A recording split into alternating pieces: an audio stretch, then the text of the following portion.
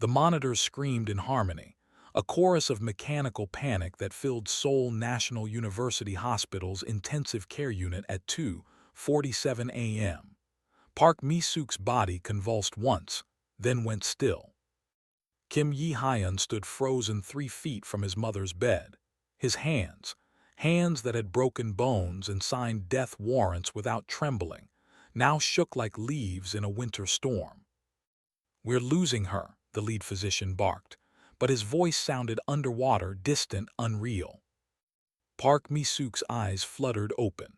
Her hand shot out with impossible strength for a dying woman and grabbed her son's collar, pulling him down until their faces were inches apart.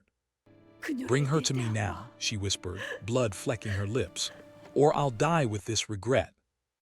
"Mother, the doctors." "Not them." Her grip tightened. "Adebimpe, the girl you threw away like garbage. She's the only good thing you ever brought into my life, and you destroyed it because your pride is bigger than your heart." The monitor flatlined. "Adebimpe," Park Mi-Sook's voice faded to nothing. "Please." Jae-Hyun had built an empire on the principle that showing weakness meant death. He'd buried that principle the moment his mother's hand went limp in his. "Before we continue, I want to welcome you to Seoul Syndicate Romance. First time here, you're already in. Stay close, this story's already in motion. Don't forget to give it a thumbs up, subscribe to the channel if you haven't already, and hit that notification bell so you never miss an update. Your support means a lot to this channel." But to understand how a man like Kim Jae-Hyun ended up on his knees in a hospital room, begging for a woman he'd fired 3 weeks earlier, we need to go back 6 months, to the night his mother was admitted to Seoul National University Hospital with stage 4 lung cancer, and to the overnight nurse who would change everything. 6 months earlier, Adebimpe Olajumoke had learned to make herself invisible. It was a survival skill she'd mastered during her first year in Seoul, walking through hospital corridors with her eyes down, her shoulders curved inward, her presence as unobtrusive as possible. Korean hospitals didn't hire many African nurses, and the ones they did hire learned quickly that being exceptional at your job meant nothing if you made the wrong people uncomfortable. So Adebimpe became a ghost. A competent, efficient, silent ghost who took the overnight shifts no one else wanted and never complained about the patients who refused her care or the families who requested, "A Korean nurse, please." She'd been assigned to Park Mi-Sook's room on a Thursday night in March.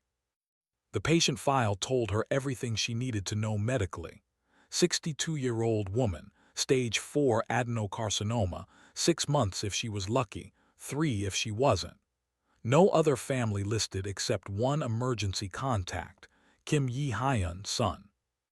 What the file didn't mention was that Park Mi-Sook would be awake when Adebimpe entered at 11 p.m., or that she would smile when she saw her. "You're new," Park Mi-Sook said in Korean. Her voice was soft but clear, untouched yet by the morphine that would eventually slur her words into incomprehensibility. "Yes, ma'am," Adebimpe bowed respectfully. "I'm Nurse Olajumoke. I'll be caring for you during the night shift." "Olajumoke," Park Mi-Sook repeated slowly, tasting the syllables. "That's beautiful. What does it mean?" Adebimpe hesitated. Patients rarely asked, most barely looked at her name tag. "It means wealth has found me," she said quietly. Park Mi-Sook laughed, a real laugh that turned into a cough that turned into something wet and painful. Adebimpe was at her side instantly, adjusting her oxygen, supporting her back, murmuring reassurances in Yoruba without thinking. When the coughing subsided, Park Mi-Sook looked at her with something Adebimpe hadn't seen in months, genuine curiosity. "What were you saying?" the older woman asked. "Just now when you were helping me." "Oh," Adebimpe felt heat rise to her cheeks. "I'm sorry, it's Yoruba, my first language. Sometimes when I'm concentrating, I slip into it without realizing." It sounded like singing. Yes, we speak in tones. It can sound musical to people who don't speak it." Park Mi-Sook settled back into her pillows, her eyes never leaving Adebimpe's face. "Will you teach me something? One phrase." "Mrs. Park, you should rest. I have cancer, not insomnia." There was humor in her voice, dark but genuine. "And I'll be resting permanently soon enough. Teach me something."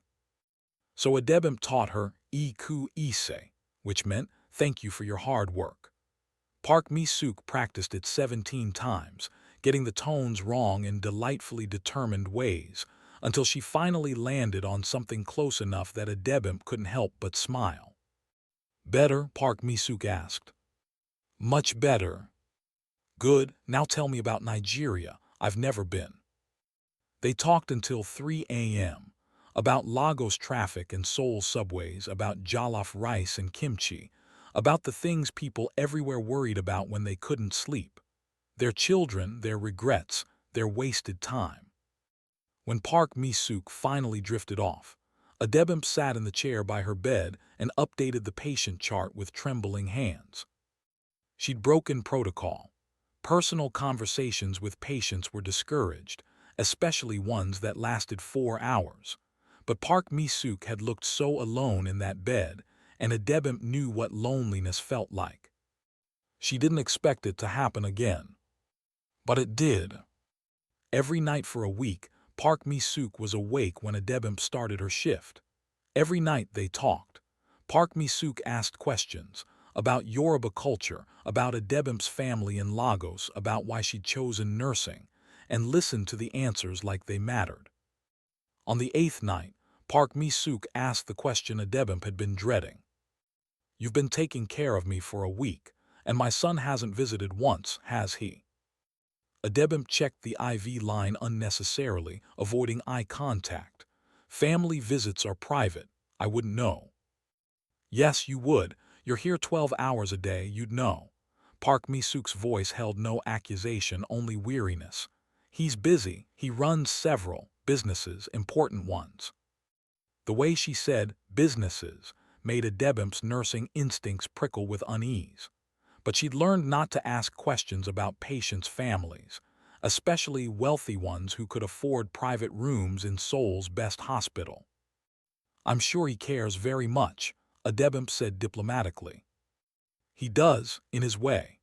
Park Mi-Sook turned her head toward the window, where Seoul's neon glow turned the night sky orange. "But caring from a distance is the same as not caring at all, isn't it?" Adebimpe thought of her own mother, 6,000 miles away in Lagos, who called every Sunday without fail, who asked about her day and listened to the answer, who made the distance feel smaller just by being present in the ways that mattered. "No," she said softly, "it's not the same." Park Mi-Sook smiled. "You're a terrible liar, Adebimpe. It's one of your better qualities." Kim Jae-Hyun visited his mother for the first time 3 weeks after her admission. Adebimpe was checking vitals at 6 a.m., the end of her shift, when she heard voices in the hallway. 2 men, speaking in low tones that carried the particular cadence of people accustomed to being obeyed. The door opened. The first man through was tall, broad-shouldered, wearing a suit that probably cost more than Adebimpe made in 6 months. He had the kind of face that belonged on magazine covers or wanted posters, sharp cheekbones, dark eyes that swept the room like he was cataloging exits and threats simultaneously.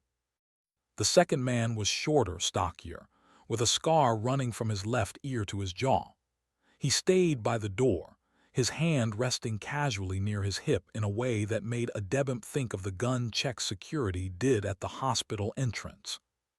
"Mother," the first man said, and Adebimpe realized this was Kim Jae-Hyun. Park Mi-Sook's son looked nothing like her, where she was soft edges and warm smiles. He was all angles and cold assessment. He moved to her bedside without acknowledging Adebimpe's presence, didn't even glance her direction, as if she were part of the medical equipment. "Jae-Hyun," Park Mi-Sook's voice brightened, but Adebimpe could hear the effort it took. "You came." "I've been busy." "I know."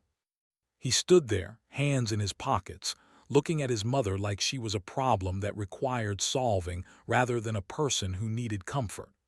Adebimpe felt anger stir in her chest, hot and immediate and completely unprofessional. She turned back to the chart, pretending to write notes she'd already completed.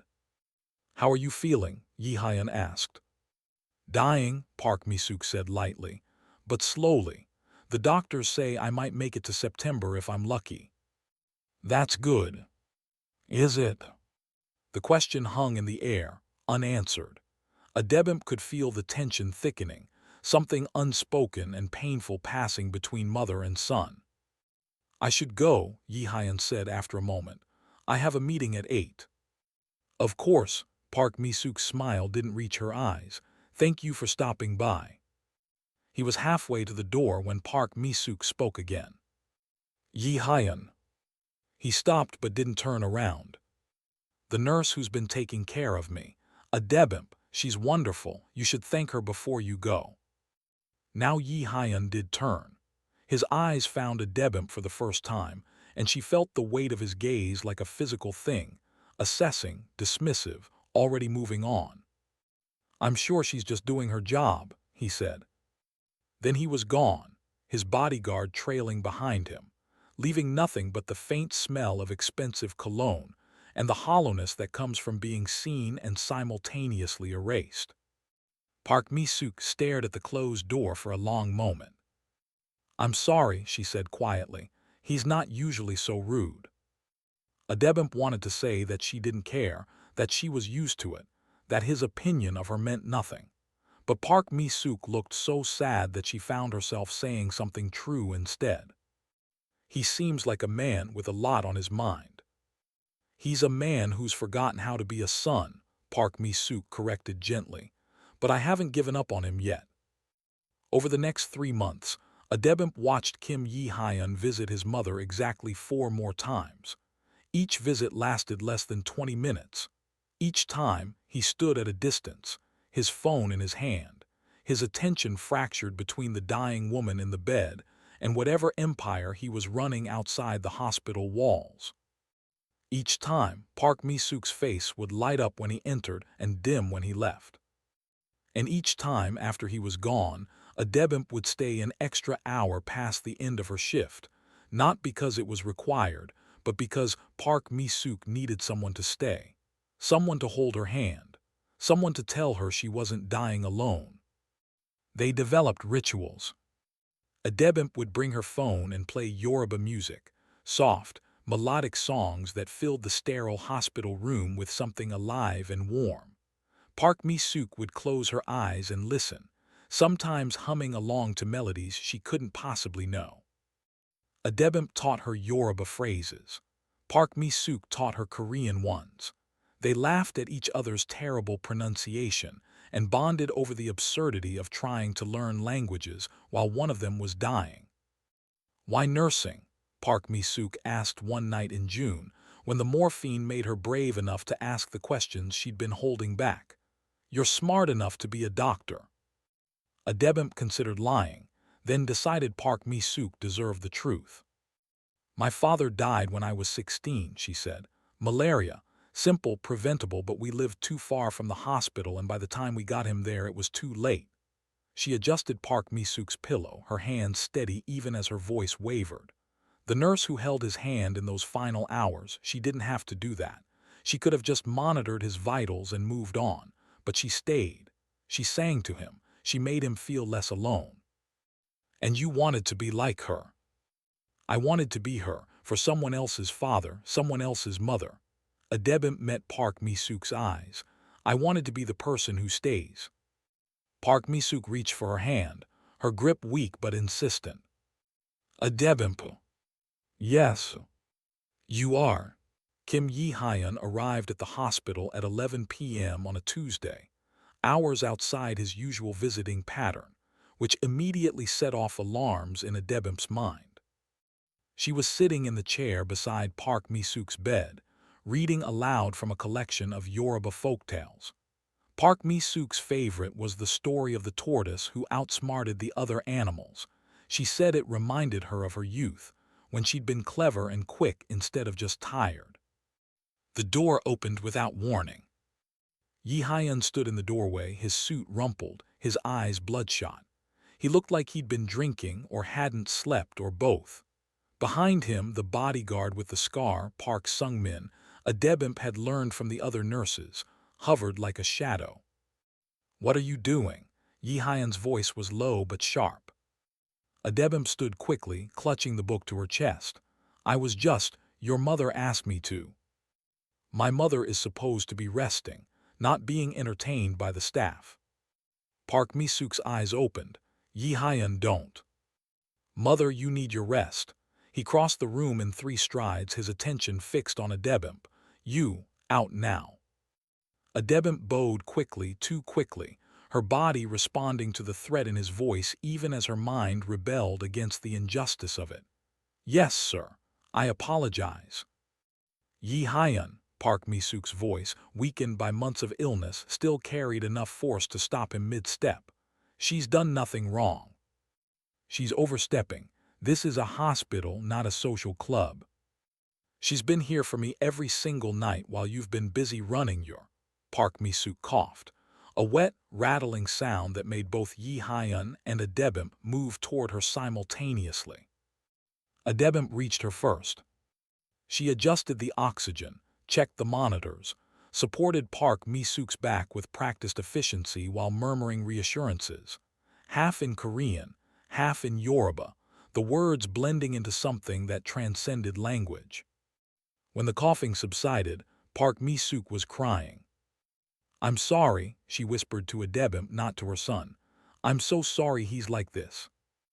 Yi-hyun stood 3 feet away, his hands clenched into fists at his sides, watching his mother apologize to a nurse for his behavior. Something flickered across his face, shame, maybe, or anger at being made to feel shame, but it vanished too quickly for Adebimpe to be sure. "I need to speak with the staff member," he said coldly. "Outside." Park Mi-Sook grabbed Adebimpe's hand. "Don't go." But Adebimpe had learned long ago that you couldn't fight men like Kim Jae-Hyun. You could only survive them. "It's okay," she said softly, squeezing Park Mi-Sook's hand once before releasing it. "I'll be right back." She followed Yi-hyun into the hallway, her heart hammering against her ribs. The corridor was empty except for Park Sung-min, who took up position 20 feet away, close enough to intervene if needed, far enough to maintain the illusion of privacy. Yi-hyun turned to face her, and Adebimpe realized for the first time how tall he was. She was 5'8", but he towered over her, using his height the way powerful men always did, as an unspoken threat. "What's your name?" he asked. "Adebimpe Olajumoke, sir. I'm one of the overnight nurses assigned to." "I don't care about your credentials. I want to know why you think it's appropriate to spend your shifts entertaining my mother instead of providing medical care." Adebimpe felt anger flare hot and bright in her chest. She'd spent months watching this man treat his dying mother like an inconvenient appointment, months staying late, unpaid, because Park Mi-Sook deserved better than dying alone. And now he had the audacity to question her professionalism. "With respect, sir, I provide excellent medical care. But your mother is dying, and dying people need more than just medications and vital checks. They need—" "I didn't ask for your philosophy on end-of-life care." His voice could have cut glass. "I asked why you're overstepping your role." "I'm not overstepping. I'm doing my job." "Your job is to follow orders and stay in your place." The words hung between them like a slap. "Stay in your place." Adebimpe had heard variations of this her entire life, from the Korean patients who'd refused her care, from the doctors who'd talked over her in medical meetings, from the immigration officials who'd made her feel like Seoul was doing her a favor by letting her exist within its borders. But hearing it from Park Mi-Sook's son, from the man who should have been grateful someone cared enough to stay, felt different. It felt like betrayal. "My place," she said quietly, "is beside your mother's bed. Because that's where she needs someone to be, and you're too busy to fill that role yourself." She regretted the words the moment they left her mouth. Yi-hyun's face went very still. When he spoke again, his voice was soft, the kind of soft that preceded violence. "You're fired, sir." "You're fired," he repeated, louder now. "Effective immediately. I'll speak to the hospital administration in the morning, but you will not set foot in my mother's room again. Do you understand?" Adebimpe's vision blurred. She blinked hard, refusing to let him see her cry. "Do you understand?" he repeated. "Yes, sir." "Good, collect your things and leave." He turned to walk away, but Adebimpe's voice stopped him. "She loves you," she said. "Despite everything, despite how little time you give her, she loves you. And when she's gone, you're going to regret this. Not firing me, I don't matter. But you're going to regret all the hours you didn't spend with her, all the stories you didn't ask her to tell, all the times you chose your empire over the one person who actually loves you without condition." Yi-hyun looked back at her, his expression unreadable. "You don't know anything about me or my mother," he said. "I know she asks about you every night. I know she makes excuses for why you don't visit. I know she's dying and she's still trying to protect you from feeling guilty about abandoning her." Adebimpe's voice cracked, but she pushed through. "I know she deserves better than you." For a moment, just a heartbeat, something broke in Yi-hyun's expression, something raw and painful and quickly buried. Then it was gone, replaced by the cold mask he wore like armor. "Get out," he said, "before I have security remove you." Adebimpe didn't go back into Park Mi-Sook's room. She couldn't. If she saw the older woman's face, she'd break down completely, and she couldn't give Kim Jae-Hyun the satisfaction of seeing her shatter. She cleaned out her locker in the staff room, her hands shaking so badly she could barely turn the combination lock.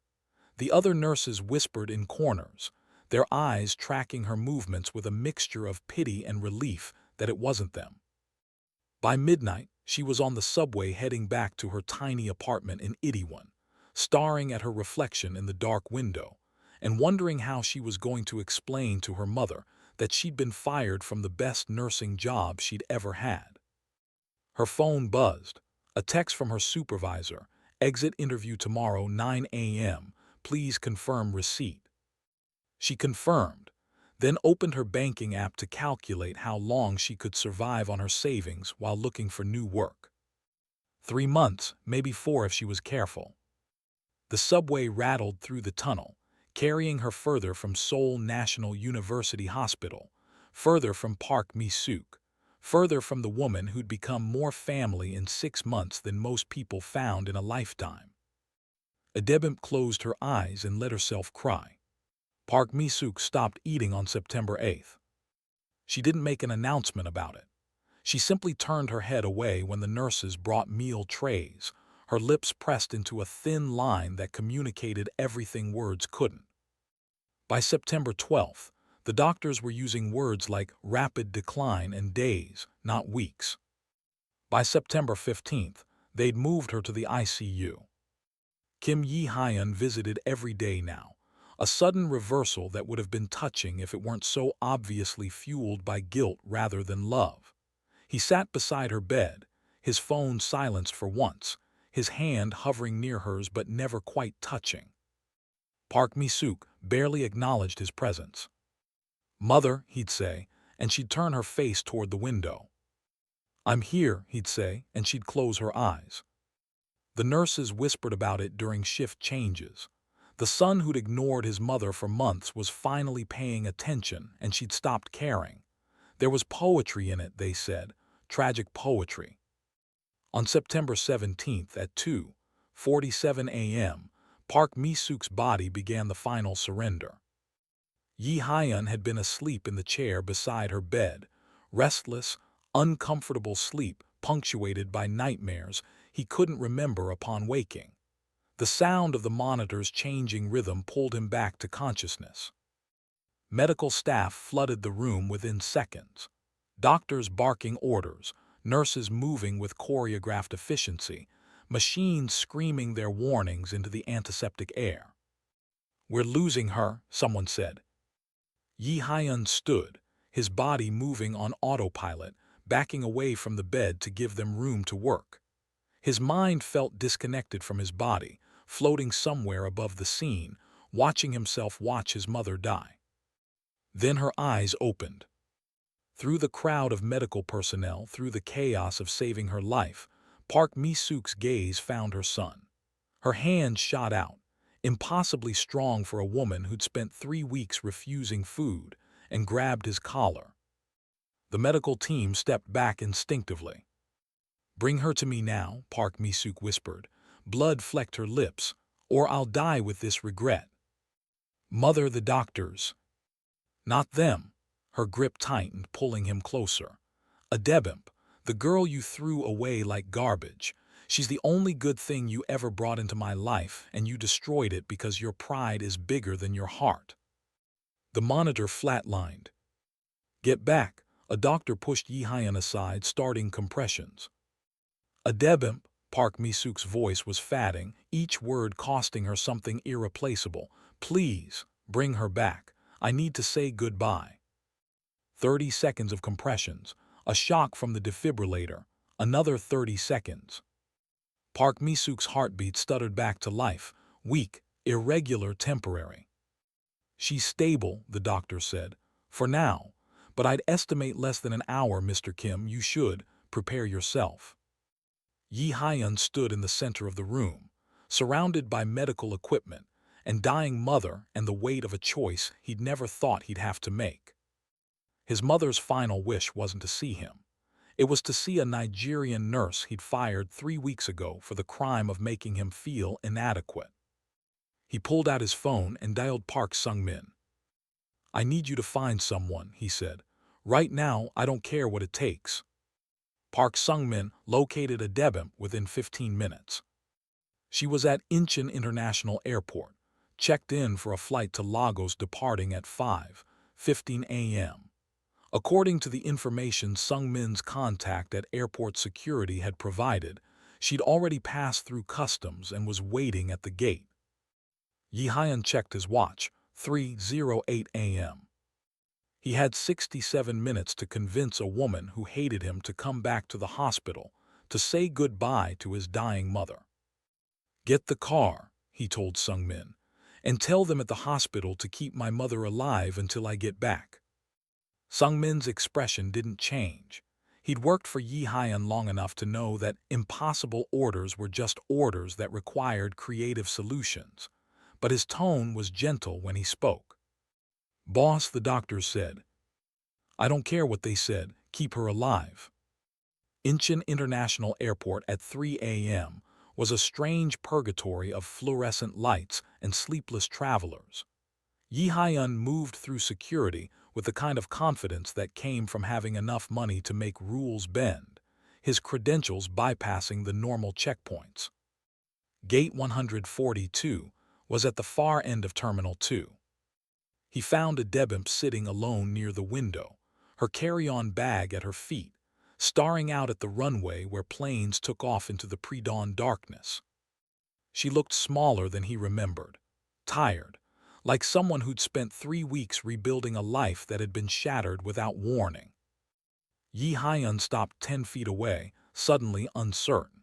He'd commanded men twice her size with absolute authority. He'd negotiated million-dollar deals without breaking a sweat. But approaching this woman, this nurse he'd dismissed and destroyed, felt like walking into enemy fire.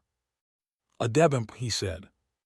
She turned, and her face went through several emotions in rapid succession: confusion, recognition, fear, and finally, anger. "You need to leave," she said, standing up. Her voice was low, controlled. "I don't know how you found me, and I don't care, but I'm no longer your employee, which means you have no authority over me. Leave, now." "My mother is dying." "I know. I called the hospital 2 days ago to check on her." Adebimpe's eyes were hard. "They told me she stopped eating. They told me she's in the ICU. They also told me that you've suddenly become a devoted son, which is fascinating timing." She's asking for you. That stopped her. What? Her last words before she coded were about you. She wants to say goodbye. Yi-hyun took a step closer. Please, I'm begging you, come back with me. Adebimpe laughed, a bitter, broken sound. You're begging. Kim Yi-hyun, the man who had me escorted out of the hospital like a criminal, is begging. Do you understand how insane this is? Yes. Do you understand what you did to me? I lost my job, my reputation. My visa status is under review because the hospital reported the termination to immigration. I've spent 3 weeks applying to hospitals in Nigeria because I can't work here anymore. Her voice cracked. You destroyed my life because I told you the truth about yourself. And now you want me to drop everything and come comfort your mother because you feel guilty. No, Yi-hyun said quietly. I want you to come because she loves you. Because in 6 months you gave her something I couldn't give her in 30 years. Because she's dying and her last wish isn't to see me, it's to see you. The PA system announced boarding for Adebimpe's flight. She looked at the gate, then back at Yi-hyun, her face a war between compassion and self-preservation. If I miss this flight, she said, I can't afford another ticket for 3 months, maybe longer. This is my only way home. I'll buy you a new ticket, first class, any airline, any date. You think money solves everything. I think my mother is dying and I don't have time to argue about my character flaws. Yi-hyun's voice broke on the last word. Please, I know I don't deserve your help. I know I've been, he stopped, swallowed, forced the words out.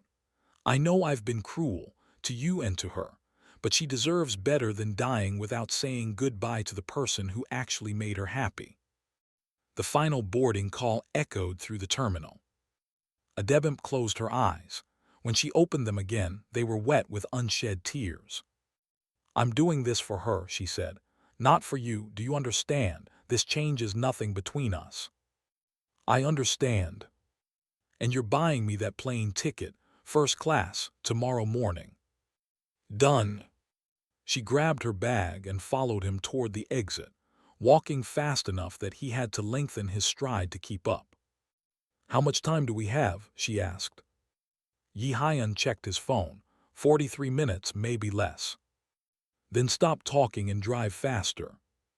They made it back to Seoul National University Hospital at 4:22 a.m. Park Sung-min had called ahead, so the ICU staff was expecting them. They rushed through the corridors, Adebimpe moving with the practiced efficiency of someone who knew hospital layouts by heart, Yi-hyun following in her wake like a man being pulled by an invisible thread. The ICU room was quieter now, the chaos of earlier replaced by the eerie stillness that preceded death. Park Mi-Sook lay in the bed, her breathing shallow and labored despite the oxygen mask covering her face. Her eyes were closed, her skin wax pale, her body slowly surrendering to the inevitable.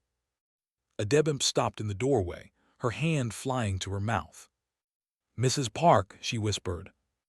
Park Mi-Sook's eyes opened slowly, as if even that small movement cost her everything. Her gaze swept the room, found Adebimpe, and something like joy flickered across her face. Bimp, she said, the nickname she'd given her, soft and affectionate. You came back. Adebimpe crossed the room in 3 strides and took Park Mi-Sook's hand in both of hers. I'm here. I'm so sorry I wasn't here before. I wanted to be, but... I know, Park Mi-Sook's thumb brushed across Adebimpe's knuckles. My son can be difficult. That's one word for it. A weak laugh, followed by a cough that made the monitors spike. Mrs. Park, don't try to talk, Adebimpe said, slipping effortlessly into nurse mode. Save your strength. For what? Park Mi-Sook's voice was barely a whisper now. I'm dying, child. Let me use the time I have left saying things that matter. Yi-hyun stood near the door, watching his mother hold the hand of a woman she'd known for 6 months with more tenderness than she'd ever shown him. The realization didn't hurt as much as it should have. Maybe because he'd known, somewhere deep down, that he'd never deserved that tenderness in the first place. Bimp, Park Mi-Sook said, I need you to do something for me.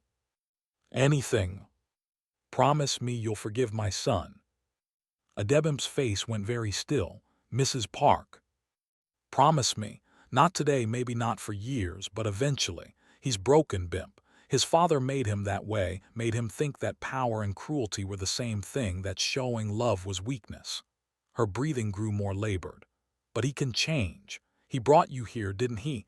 That's the first unselfish thing he's done in 20 years. I brought her here because you asked, Yi-Hyun said from the doorway. His voice sounded strange to his own ears, raw, defenseless. Park Mi-Sook turned her head slightly, her eyes finding her son. No, you brought her here because you finally understood that some things are more important than pride. That's growth, Yi-Hyun. Don't waste it. The monitor began to slow, long spaces between beeps, each one a countdown. Sing for me, Park Mi-Sook asked Adebimpe. One last time, that song you taught me, the one about going home. Adebimpe's voice shook as she began to sing.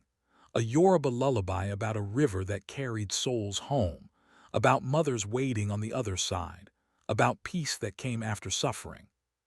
Park Mi-Sook closed her eyes and smiled. Halfway through the second verse, her hand went slack in Adebimpe's grip.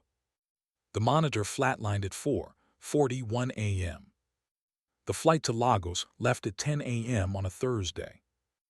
Adebimpe had spent 2 months in Seoul after Park Mi-Sook's death, partly because Yi-Hyun had hired lawyers to fix her visa situation, partly because there had been funeral arrangements and paperwork, and the strange inertia that came after losing someone who'd felt like family. But mostly she'd stayed because Kim Jae-Hyun had asked her to.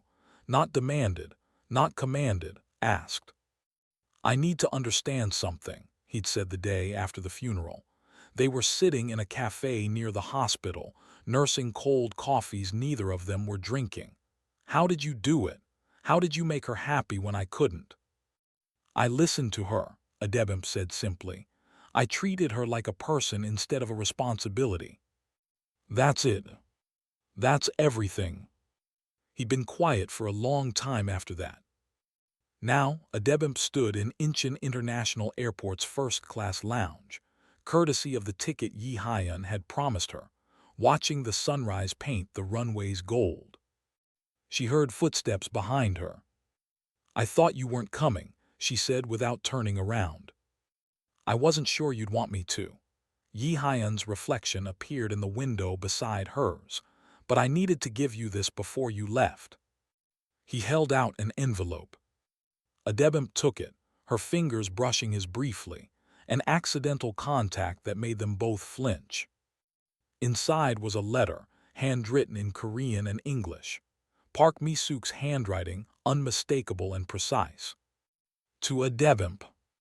If you're reading this, I'm gone. I'm sorry I didn't get to say a proper goodbye, sorry for a lot of things, actually. But mostly, I'm writing to say thank you. Thank you for staying when staying wasn't easy.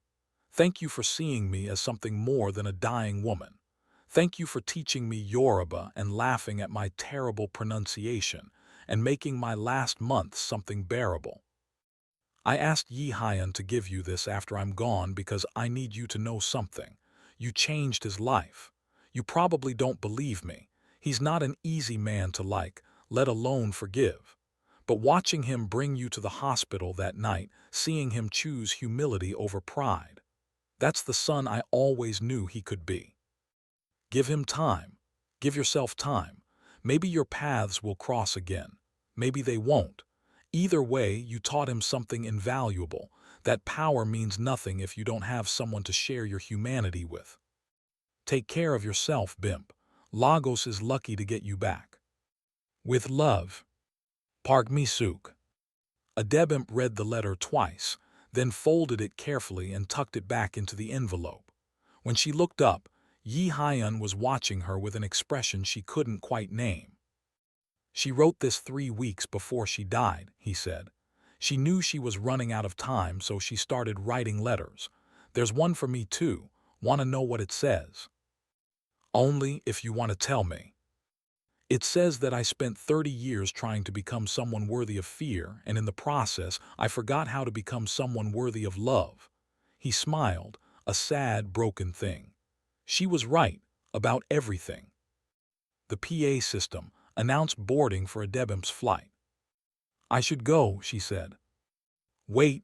Yi-hyun pulled out a business card and pressed it into her hand. This is my number, not my assistant's, not my office, mine. If you ever need anything or if you just want to talk about her or, he trailed off uncertain. Just keep it, please. Adebimpe looked at the card, then at him. Mr. Kim. Yi-hyun. My mother would have wanted you to call me Yi-hyun. Yi-hyun, she corrected, testing the name. Your mother was an extraordinary woman.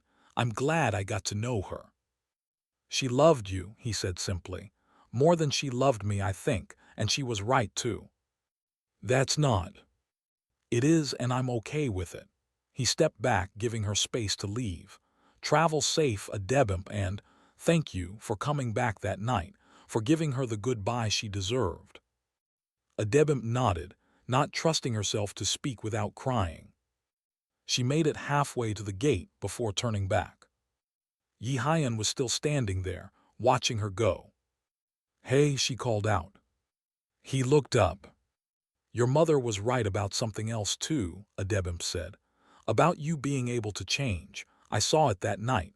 Maybe you should keep trying. Then she turned and walked toward her gate, carrying her bag, her memories, and a letter from a woman who taught her that sometimes the most important families were the ones you chose.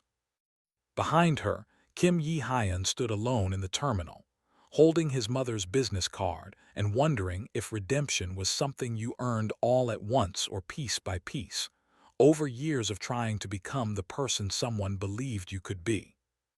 The sunrise painted the airport terminal gold, and for the first time in months, Yi-hyun felt like maybe, eventually, he'd find out. Some lessons arrive too late to save the people who taught them to us, but that doesn't make the lessons less true. It just makes them heavier, something we carry forward, hoping we'll be wise enough to use them before we lose someone else we love. Kim Jae-Hyun learned that power without compassion is just cruelty with better funding, that the people we dismiss are often the ones we need most, that sometimes the greatest act of strength is admitting you were wrong and trying, desperately, to become someone better. And Adebimpe Olajumoke learned that sometimes staying, even when leaving would be easier, is how we honor the people who saw our worth when no one else did. Seoul moved on. The empire Kim Jae-Hyun built continued to grow, and somewhere in Lagos, a nurse told stories about a Korean woman who taught her that family had nothing to do with blood and everything to do with who stayed when staying was hard.